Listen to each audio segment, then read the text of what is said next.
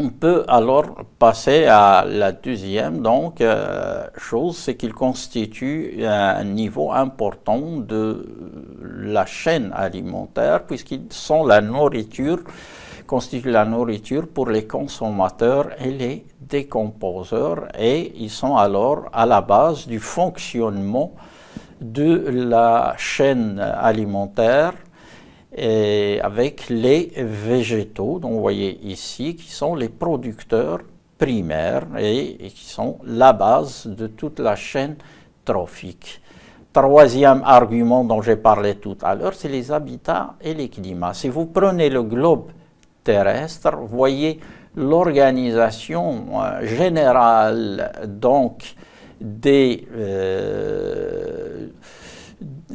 climats.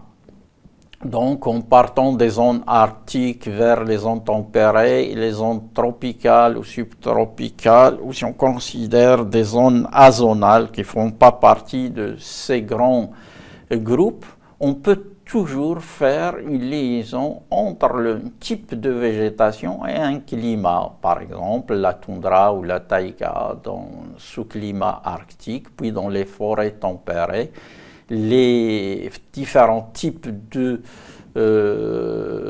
d'écosystèmes végétaux, on peut les associer avec différents types de climats. Donc il y a une relation directe et claire entre climat et type de végétation. Et d'ailleurs, à notre échelle, au niveau de la zone méditerranéenne, on a aussi cette relation, puisqu'on a un climat méditerranéen typique et on a une végétation méditerranéenne qui est adaptée ou qui répond à ce climat. Donc il y a une relation directe entre le climat et le type de végétation. Là, on va attaquer la deuxième partie, l'anthropocentrisme, l'utilité pour l'homme. L'utilité pour l'homme, c'est les usages, les différents usages que l'homme fait des végétaux. Premièrement, l'usage qui nous vient d'une manière simple et évidente à l'esprit, c'est la nourriture. Donc, une grande partie de l'alimentation humaine est d'origine végétale. Mais il n'y a pas que la nourriture, il y a donc l'origine de certains matériaux qui sont utilisés par l'homme, comme les fibres. Il ne faut pas oublier que toutes les fibres utilisées, je prends là l'usage dans le textile par l'homme, dans l'histoire, avant que la chimie ne commence à faire de la synthèse et à fabriquer des fibres ou à donner l'opportunité d'avoir des fibres d'origine synthétique, chimique. Les fibres étaient naturelles, c'était à partir de plantes. Le coton, c'est une plante, le lin, c'est une plante. Et donc, un matériau que nous utilisons beaucoup dans nos activités d'enseignement pédagogique, etc., le papier donc, est d'origine végétale, hein, c'est de la cellulose. Vous faites le lien avec les parois pectocellulosiques, donc des cellules végétales. Puis, d'autres matériaux structuraux qu'on utilise dans la construction, par exemple, comme le bois. Le bois, c'est des tissus végétaux. On va le voir quand on va étudier l'histologie et l'anatomie ou le liège. Puis, c'est aussi une source qui était à la base des médicaments pour l'histoire de la médecine. Donc, avant qu'on arrive à la synthèse et à la pharmacologie moderne, il y a la pharmacologie ou la pharmacopée traditionnelle qui est à base de plantes qui contiennent donc des principes actifs utiles pour des usages médicamenteux ou autres. Puis comme source d'énergie, comme combustible Donc, ce qui vous vient à l'esprit directement, c'est le bois, donc le charbon, la biomasse actuelle qu'on utilise comme combustible, mais il y a aussi, là, il ne faut pas oublier la biomasse fossile. Le charbon et le pétrole sont d'origine végétale. Donc, c'est de la biomasse végétale fossilisée et qui revient donc principalement aux forêts de l'ère primaire. Donc, l'économie est en relation avec l'alimentation et se base sur les productions végétales comme les céréales, le café, thé, tabac, chocolat, épices, coton, canne à sucre, etc. Je vais développer, donc là c'est les différents usages des céréales, je pense qu'il est inutile d'insister dessus, vous connaissez tous les différents usages, farine, semoule, etc. Le café. Si on prend le café, bon, c'est une plante, disons, c'est un produit que vous connaissez sous cette forme, hein, donc, mais l'économie derrière. Donc, il faut savoir que le café, c'est la seconde marchandise échangée dans le monde derrière le pétrole en volume. Et aussi, d'autres chiffres qui frappent, tous ces chiffres ne sont pas actualisés, ils ont été donc estimés à un moment donné qu'il faut réviser, mais ce n'est pas ça qui est important, la valeur exacte, mais la valeur relative qui donne une idée sur l'importance. Donc on estime à 125 millions le nombre de personnes qui vivent directement ou indirectement de la culture du café, et dans cette filière du café, il y a donc 25 millions de petits producteurs qui vivent directement de cette activité.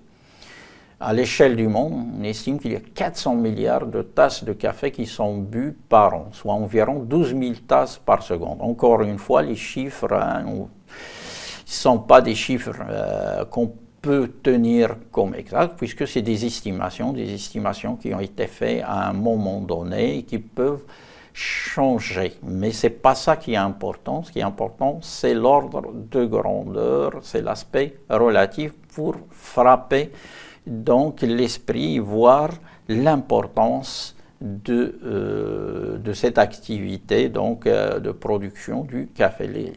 Donc les enjeux économiques et sociaux sont extrêmement importants. Donc finalement, c'est une culture. Vous voyez ici des champs de café dans le Brésil. Donc le café, c'est quoi? C'est une plante, comme on l'a dit, avec une fleur. Donc c'est une phanérogame pour faire le lien avec le cours.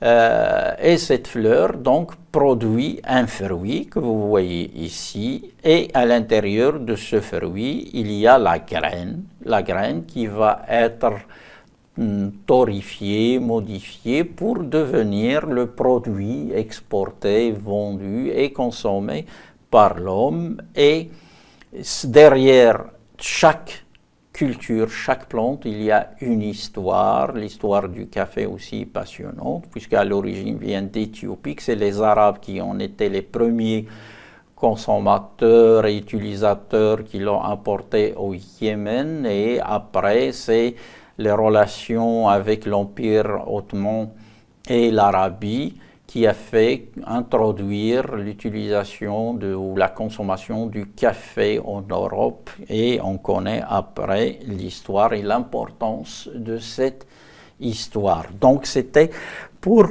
vous montrer avec l'exemple du café les enjeux économiques, et aussi il y a l'aspect historique, politique qu'on peut développer derrière les plantes, et ça montre l'intérêt de l'homme pour l'étude des plantes et la connaissance des plantes. Donc là, on vient à la deuxième partie du TD, les cycles de vie chez les cormophytes. Bon, dans le cours, on a parlé donc des cycles de vie chez les végétaux et on a dit qu'on a généralement chez les cormophytes, là je ne parle pas des thaliophytes bien sûr, chez les cormophytes il y a un seul type de cycle de vie, un cycle digénétique avec l'alternance de 2 générations et l'évolution et les changements qu'ils vont y avoir vont se faire à partir de ce cycle, donc à 2 générations. On va voir quelles générations et les exemples par la suite. Pour l'instant, on va revenir à des questions plus théoriques, plus fondamentales pour réfléchir sur certaines bases donc de la reproduction, de l'organisation du cycle de vie et qui tourne autour de la reproduction. Donc la reproduction, là je vais vous inviter, vous initier à des exercices de réflexion sur la reproduction. Donc, comme vous le savez déjà, chez les êtres vivants, on peut avoir 2 modes de reproduction. Une reproduction uniparentale, c'est-à-dire une reproduction donc asexuée, uniparentale, asexuée, c'est ce qu'on appelle chez les plantes la multiplication végétative et qui peut prendre différentes formes avec différents noms. Puis on a la reproduction biparentale sexuée qui fait appel à 2 organismes. Donc un seul organisme se reproduit lui-même, reproduction asexuée uniparentale, donc qui forme donc des clones, de la multiplication, donc multiplication clonale. Une reproduction biparentale qui fait appel à 2 organismes et alors qui reproduit des organismes uniques. Donc d'un côté asexué clonal, sans variabilité génétique, sans variation, donne uniformément la même chose. Bon, avec une limite, hein, il peut y avoir des mutations ou des changements de ce type, mais on va partir sur le principe qu'il est conservatrice et qu'il n'y a pas de variation biparentale, 2 organismes, et qui donnent des organismes uniques de la diversité. La reproduction sexuée génère de la diversité. D'accord? Donc, opposition entre 2 reproductions. Alors, si on va faire un petit exercice de réflexion en comparant les 2 formes, reproduction uniparentale, biparentale, sexuée ou asexuée, en termes de coût. Hein, c'est un bon exercice de réflexion. Le coût. Hein, le coût de chaque type de reproduction. Les coûts, ça nous amène après à les traduire en avantages et inconvénients. Avantages et inconvénients, ça permet de comprendre pourquoi une forme serait plus favorisée que l'autre par l'évolution et ainsi, on va comprendre l'origine des cycles de vie. D'accord? Donc cette réflexion, pourquoi on l'a fait? C'est pour comprendre l'origine des cycles de vie. Pourquoi on a des cycles de vie sexués? Donc je reviens à la comparaison en termes de coût entre les 2 types de reproduction uniparentale et biparentale. Si je prends la reproduction biparental, en termes de coût, il est toujours plus coûteuse ou il a un coût supérieur pour l'organisme qu'une reproduction uniparentale. Bon, voyez la flèche, premièrement, elle ne transmet que la moitié d'un génome du parent, donc, et pas tout le terme. Donc, il est plus défavorable en ce terme de transmission. Deuxièmement, il demande un coût élevé, un investissement en énergie, si vous voulez, un coût énergétique supérieur, puisqu'il faut chercher et trouver un partenaire, puisqu'il ne peut pas se reproduire lui-même. Donc, jusqu'ici, c'est simple. Deuxièmement, la contribution des parents dans ce processus de reproduction n'est pas équilibrée. Donc, l'un des partenaires donne toujours une contribution énergétique supérieure, alors que la contribution génétique, les deux parts du génome qui vont être associées pour la descendance, est égale, puisque la femelle, vous voyez, j'ai déjà parlé de la différenciation sexuelle au niveau des gamètes végétales, l'osphère par rapport à l'entérozoïde. On a dit que le nombre et le volume ou l'aspect quantité-qualité, que l'archégone, qui est donc l'organe reproducteur femelle, produit une et une seule gamète, l'osphère, alors que l'entéridie, qui est donc le gamétange mâle, produit plusieurs grande quantité d'entérozoïdes.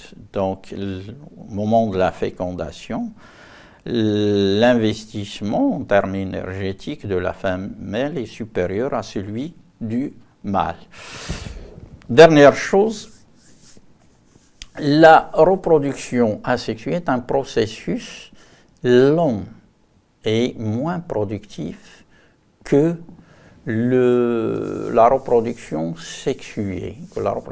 C'est facile à comprendre, lente, puisque au niveau du cycle de vie, il faut donc attendre le développement de l'organisme à un certain niveau pour qu'il produise les organes qui vont être responsables de la reproduction, que ces organes arrivent à produire les gamètes, que les gamètes donc puissent assurer la fécondation, produire donc un zygote, puis un embryon, etc. C'est un cycle qui est relativement long, ça prend du temps.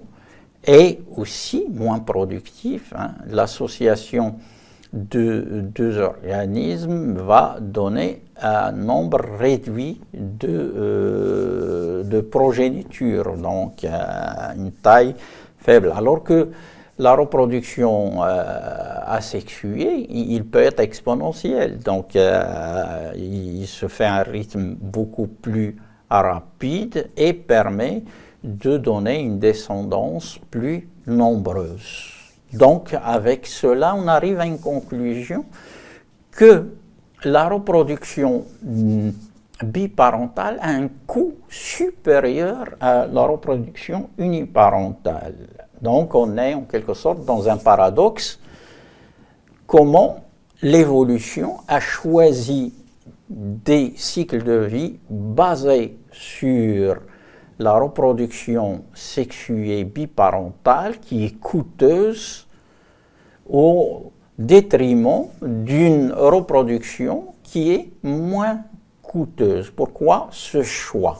Donc, toutes ces explications, c'est pour arriver à ce paradoxe. Et là, on est obligé, par la suite, de donner une explication à ce paradoxe. Donc, les cycles de vie chez les êtres vivants vont être organisés autour de la reproduction sexuée, même si ils sont capables de faire en même temps de la reproduction asexuée. Ils peuvent faire les deux types de reproduction, mais ils privilégient la reproduction sexuée. Et pour l'explication, on a deux hypothèses. L'hypothèse d'un fardeau, si on veut utiliser ce terme, des mutations délétères, que la reproduction sexuée permet donc de limiter ou d'atténuer, ou deuxième hypothèse, pas ou, et, donc puisqu'il ne s'exclut pas, les deux explications sont complémentaires, l'hypothèse de la reine rouge. On va les expliquer toutes les deux.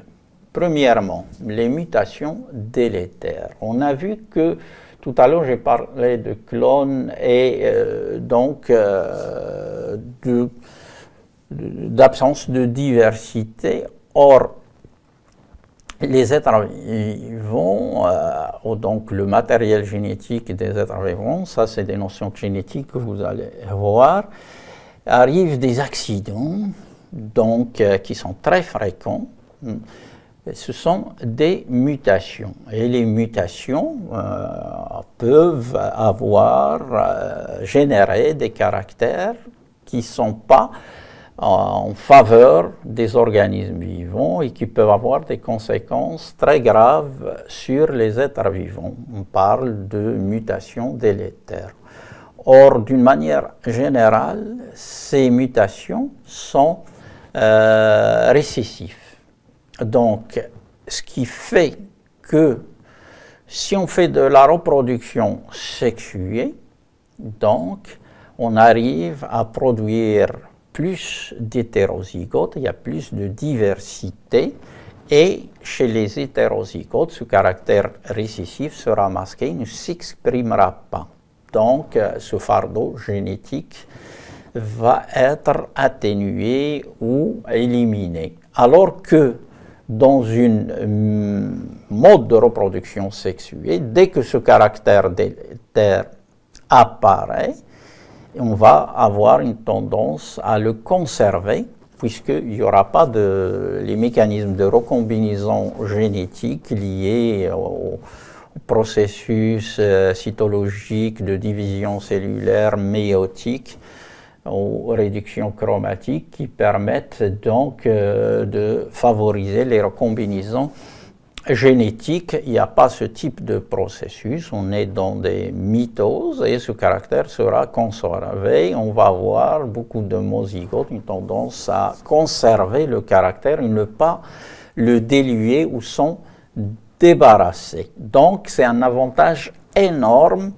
malgré le coût de la reproduction biparentale, c'est qu'il permet de se libérer de ce fardeau génétique grâce à la recombinaison génétique qui dilue et élimine les mutations défavorables ou les mutations délétères.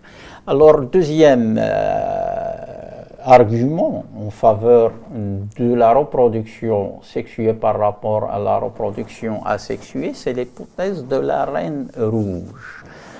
Bon, la reine rouge, pour ceux qui lisent un peu, qui connaissent la littérature, cette appellation a été reprise à partir d'un roman célèbre de Lewis Carroll, Alice au pays des merveilles. Et il y a certaines parties où il y a une image très forte dans laquelle Alice discute, où il y a un dialogue entre Alice et la reine. Il se pose le problème de quelque part de la vitesse. Donc, est-ce il faut courir quelque part, donc là, il lui explique qu'il faut courir pour rester sur place. Qu'est-ce que ça veut dire? Ça veut dire, par exemple, on peut prendre un exemple de deux objets qui se déplacent à Et donc, s'ils ont la même vitesse, on a l'apparence pour les deux objets qu'ils ne se déplacent pas. Mais pourtant, donc, ils sont sur place. Mais s'ils sont sur place, ça nécessite déjà qu'ils ont fait un effort. Il faut avancer pour rester sur place. Donc, on peut prendre l'exemple de deux escalateurs, par exemple, dans deux sens inverses, l'un qui monte et l'autre qui descend. Si vous voulez que deux personnes dans les deux escalateurs restent au même niveau, il y a l'un qui doit se déplacer alors que l'autre est immobile. Bon, bref, par rapport à la vie et à la reproduction, qu'est-ce que ça veut dire? C'est qu'il faut générer de la variabilité, de la diversité. Pourquoi? Parce que l'environnement est changeant. Et donc, les changements au cours du temps de l'environnement dans lequel les êtres vivants nécessitent que ces êtres vivants, eux, génèrent une variabilité qui leur permet de s'adapter d'une manière continue aux changements de ces changements environnementaux. Il faut un réservoir de diversité, de variabilité qui permet de répondre en tout temps aux changements. Ce réservoir, c'est les capacités adaptatives face à la variabilité ou à la variation de l'environnement. Et ça, il n'y a que la reproduction asexuée qui permet de répondre à ça, puisqu'il fait de la génération, qu'il permet de générer de la diversité à travers la recombinaison génétique. Donc là, on a expliqué pourquoi la reproduction sexuée, ce qui nous amène à l'organisation du cycle de vie chez les plantes. Donc c'est un cycle de vie dont la reproduction sexuée est la base, et le fonctionnement du cycle de vie chez les plantes s'organise autour des phénomènes importants structurant la reproduction sexuée.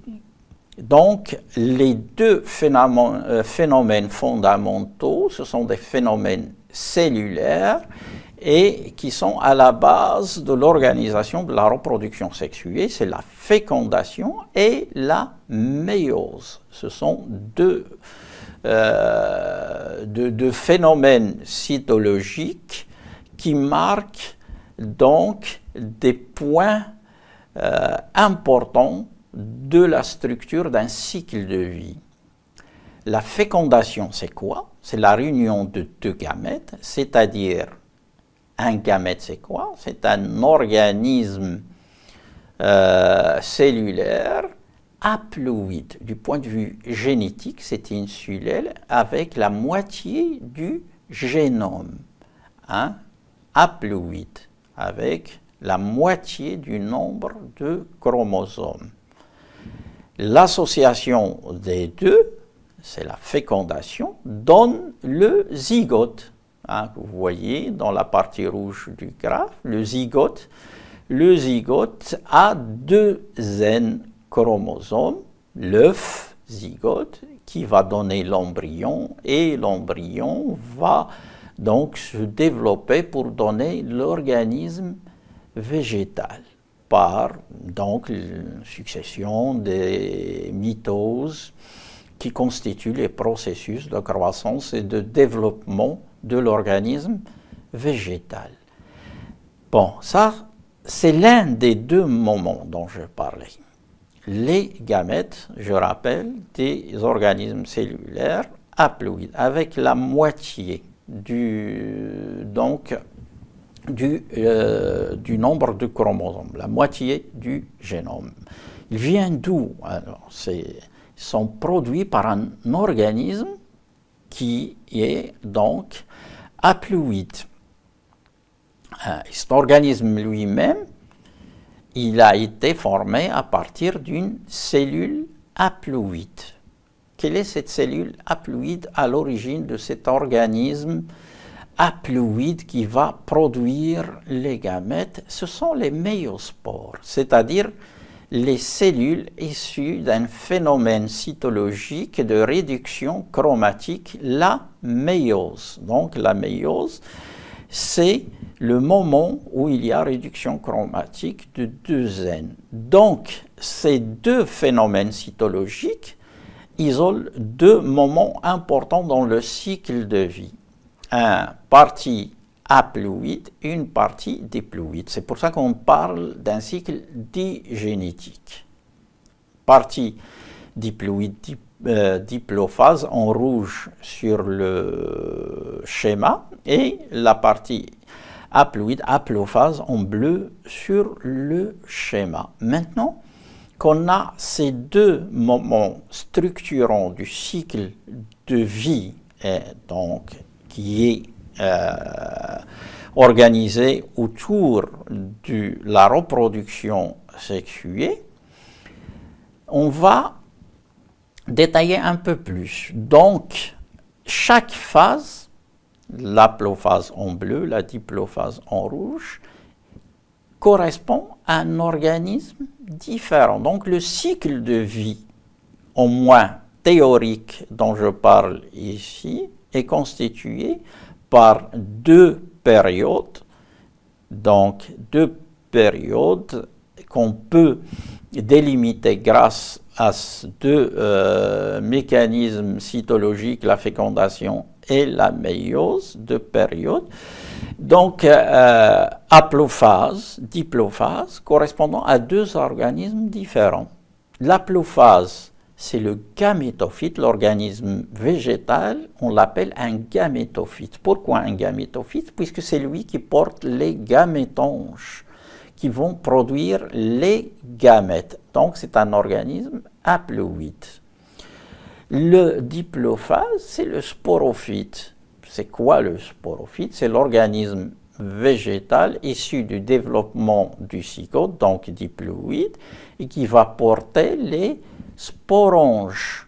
Le sporonge, c'est le lieu où se fait la réduction chromatique pour libérer des méiospores qui, eux, en germant, vont donner le gamétophyte. C'est ça l'organisation du cycle de vie, l'alternance des deux phases. Chaque phase correspond à un organisme différent.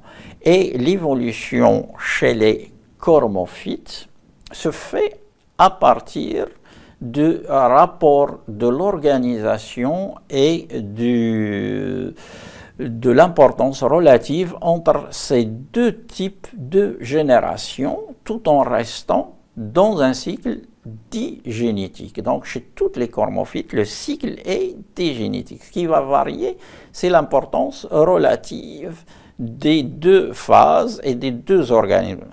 Le gamétophyte va-t-il rester indépendant, important, libre, ou va-t-il se réduire, devenir moins important et finalement se fixer sur le sporophyte pour marquer la dominance d'une phase par rapport à l'autre?